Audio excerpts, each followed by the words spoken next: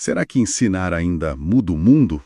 Essa pergunta, hein? Parece que carrega um peso enorme. É o nosso ponto de partida hoje. Uma pergunta fundamental, sem dúvida. E a resposta que fica ecoando, sabe? Quase como um mantra silencioso nas reflexões que inspiram nossa conversa de hoje. Sempre muda. Sempre. Só que o mundo, né? Com essa velocidade toda, muitas vezes demora para perceber. Demora mesmo. Bom, hoje a gente vai mergulhar um pouco mais fundo no papel do professor. Principalmente agora, na era digital. É um território cheio de desafios, né? Tecnologia, inteligência artificial e uma necessidade, assim, cada vez maior de pensamento crítico. Exatamente. Nossa análise vai se basear em algumas reflexões importantes, sabe? Inspiradas principalmente nas ideias de gente como Parker Palmer, Nicholas Carr e Yuval Harari. Autores essenciais para pensar nisso hoje. Totalmente. E o objetivo aqui é, investigar como é que o ato de ensinar está se transformando e qual a relevância disso no mundo que está lotado de informação, mas talvez um pouco faminto por sabedoria, por reflexão. Uma distinção crucial essa. Informação versus sabedoria. Pois é. Ok, então vamos tentar desempacotar isso. Que tal começar por essa natureza quase invisível do impacto do ensino? Ótimo ponto de partida. O impacto que não é imediato. Isso. O Parker Palmer, naquele livro A Coragem de Ensinar, ele fala muito disso, né? Dessa influência que não é instantânea. Ele foca menos na técnica e mais na identidade, na integridade de quem ensina. A ideia central dele, assim, é que ensinar bem não é só método, sabe? Vem da pessoa. Daí essa influência não ser algo que você mede logo depois da aula. É mais como plantar umas sementes, que, sei lá, só vão brotar anos depois. Exato. E o que é fascinante no que o Palmer traz é que essa semeadura não é só de conteúdo, de fato.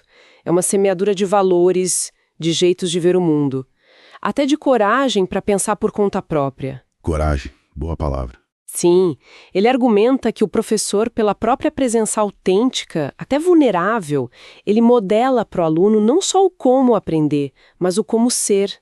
E essa influência mais silenciosa é que molda o caráter, as escolhas, a resiliência. Coisas que só aparecem com o tempo, né? Não está na prova, não está no boletim. É uma perspectiva muito poderosa essa, do impacto que vai além do currículo. Só que essa semeadura silenciosa, hoje em dia, enfrenta um barulho ensurdecedor, né? Ah, com certeza. Aí entra o Nicholas Carr e a análise dele na geração superficial.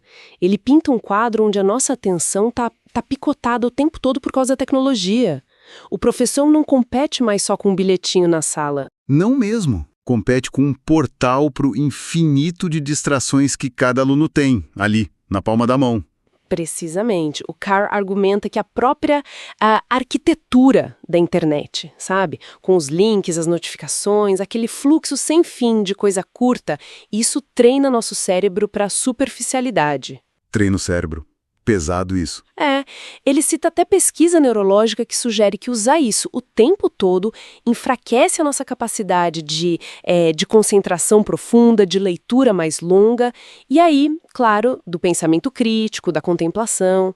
Aquela frase, os alunos olham para baixo, mas não necessariamente para dentro. Pega bem isso, né? Pega muito bem. O olhar vai para a tela, mas a introspecção, aquela reflexão que o Palmer valoriza tanto, fica difícil. Fica comprometida. E aí a gente cai naquele paradoxo que você mencionou antes. Muito acesso à informação, mas pouca reflexão.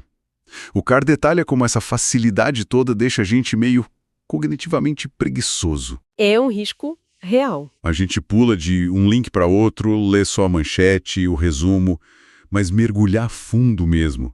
A paciência para ler um texto longo, para seguir um raciocínio complexo, para pensar de verdade sobre algo, parece que está diminuindo, né? Parece. E aí, como é que o professor pode cultivar aquela profundidade que o Palmer defende num ambiente que o Carr descreve como inerentemente superficializante? É a pergunta de 1 milhão, né? É a atenção central. O Carr não dá receita de bolo, claro, mas o diagnóstico dele é fundamental. Ele sugere que a ferramenta que a gente usa para buscar conhecimento pode estar, na verdade, atrapalhando a gente de adquirir ele de um jeito significativo. Pro professor, isso quer dizer que Não adianta mais só jogar o conteúdo. Tem que ensinar como aprender nesse cenário novo. Criar estratégias na sala de aula que, sabe, que combatam essa fragmentação, que incentivem a concentração, que valorizem o pensar devagar, mesmo que seja ir contra a maré da tecnologia. É uma batalha, então. Uma batalha pela atenção e pela profundidade. E como se não bastasse, né? Tem um jogador novo nesse campo, a inteligência artificial. Ah, a IA. O Yuval Noah Harari, lá nas 21 lições para o século XXI, provoca muito a gente a pensar nisso. Máquinas respondendo, criando, resolvendo. A questão que ele levanta, e que bate forte aqui é: será que a gente está aprendendo mais ou só terceirizando o nosso jeito de pensar? Exato. O Harari alerta para um futuro onde a IA pode não só fazer tarefas, mas potencialmente entender e até manipular emoções humanas melhor que a gente mesmo. Para a educação, isso é disruptivo. Completamente. Se o aluno não desenvolve essas habilidades básicas, pensar criticamente, analisar, sintetizar, aquilo que o Palmer diria que vem do encontro autêntico com o saber e consigo mesmo, aí a IA vira essa muleta que atrofiou o músculo do cérebro. Atrofia mesmo. Problemas mais complexos. Aqui é que fica realmente interessante pensar no papel do professor, né? Como ele lidia isso? Sem dúvida nenhuma. O professor, nesse cenário que o Harari e o Carr desenham, ele não tem como competir com a IA em velocidade ou volume de informação. Não é essa a questão. Não é. O papel dele se desloca, vai para o desenvolvimento daquilo que, por enquanto, pelo menos, é só nosso, humano. A consciência crítica, a criatividade, a colaboração, a inteligência emocional, a capacidade de fazer perguntas que importam. Fazer as perguntas certas. Exatamente. Ensinar a usar a IA como asas é ensinar a questionar as respostas que ela dá, avaliar as fontes, usar como parceira na investigação, não como substituta do pensamento. A missão é quase de, preservação cognitiva, ajudar a humanidade a não desaprender a pensar nesse mundo de resposta fácil. Preservação cognitiva, gostei disso. E essa adaptação toda, ela vai além da IA, né? Chega no formato do ensino mesmo. O ensino à distância, o EAD, explodiu. Explodiu. Trouxe flexibilidade, sem dúvida, mas trouxe desafios também. A gente falou daquela dualidade, liberdade versus solidão. Muita gente aprende sozinha, tecnicamente, mas poucos refletem acompanhados. Como fica aquela presença autêntica do Palmer quando tem uma tela no meio? É um desafio gigantesco. O Palmer fala muito da importância da comunidade de aprendizagem, daquele espaço seguro que a presença física e emocional do professor e dos colegas cria. No EAD, essa conexão é bem mais difícil de construir e de manter. A solidão não é só física, pode ser intelectual, emocional também. A interação muitas vezes fica assíncrona, fragmentada. Voltamos ao problema do Carr. O risco é o EAD virar um modelo só de transação. Entrega conteúdo, faz prova, pega certificado. Sem aquele componente que transforma, que o Palmer descreve. O aprendizado pode virar um checklist, né?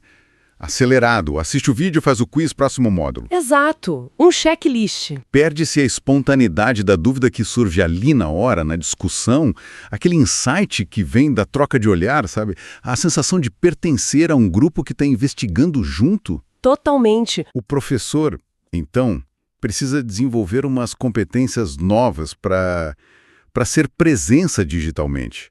Como é que transmite paixão, cuidado? Como provoca reflexão de verdade por uma webcam, por um chat? Isso levanta umas questões pedagógicas bem complexas. Não é só saber mexer na tecnologia, é repensar a pedagogia para esse meio digital. Como criar atividade colaborativa online que faça sentido, como dar feedback individual que encoraje, como ler as entrelinhas digitais para sacar se um aluno tá conectado ou tá perdido. Ler as entrelinhas digitais? Precisa de muita intencionalidade para construir essa presença virtual. Para que o ensino à distância não vire sinônimo de ensino distante, emocionalmente, intelectualmente distante. Talvez isso exija ainda mais daquela coragem de ensinar que o Palmer fala. Faz sentido. Diante disso tudo, a superficialidade do Harari, as reviravoltas da IA do Harari, os desafios do EAD, Como é que a gente pode, então, redefinir o papel do professor hoje? Parece que ele está cada vez mais longe daquele modelo antigo, né? Do sábio no palco que só transmite informação. Ah, completamente. Se a informação está em todo canto e as respostas básicas podem vir das máquinas, o valor do professor tem que estar em outro lugar. Ele vira um curador de informação, talvez, um guia para navegar na complexidade, um arquiteto de experiências de aprendizagem que façam sentido. Um arquiteto. Interessante. Mas, acima de tudo, eu acho ele vira um protetor da consciência crítica.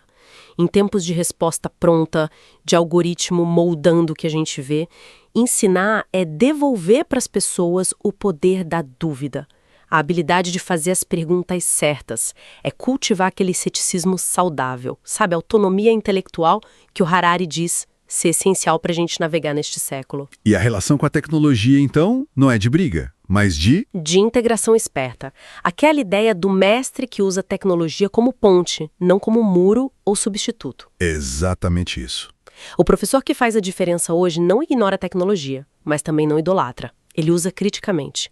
Usa as ferramentas para ampliar o alcance, para acessar mais coisa, para personalizar o ensino. Certo. Mas sempre com o objetivo de fazer o aluno pensar por conta própria, não de substituir esse pensamento. A tecnologia vira ponte para explorar o mundo, mas o destino final ainda é desenvolver a mente humana.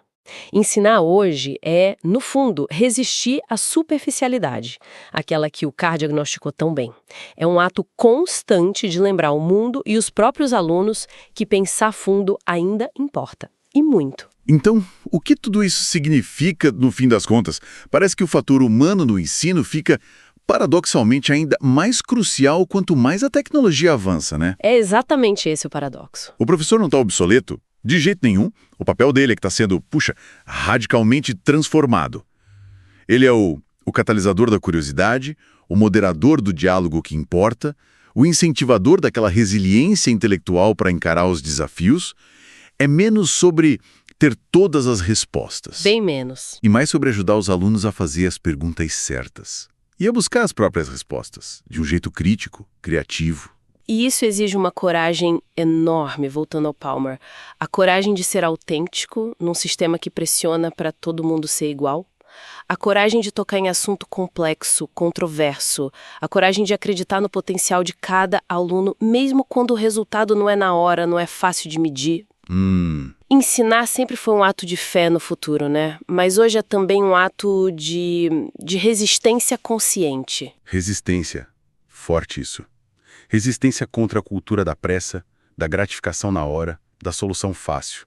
É fascinante pensar no professor como essa figura que está falando como presente, mas com o olho lá no futuro que ele ajuda a construir, mesmo sem saber direito como vai ser. Exatamente. Planta ideias que podem florescer em contextos que a gente nem imagina. E essa persistência é notável, mesmo com a apatia que às vezes aparece, com a competição das telas, com a pressão por resultado padronizado, o bom professor continua lá, insistindo em provocar o pensamento, em acender aquela faísca da curiosidade. Sim, persiste. Tem uma compreensão ali implícita de que uma única ideia bem colocada, sabe, uma pergunta que desafia, pode ecoar por uma vida inteira. Talvez por gerações. Nesse sentido, ensinar é mesmo deixar o tempo falar por você.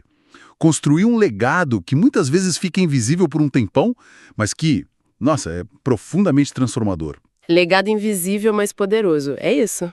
Que mergulho intenso fizemos hoje, hein? Partimos daquela pergunta, ensinar ainda muda o mundo?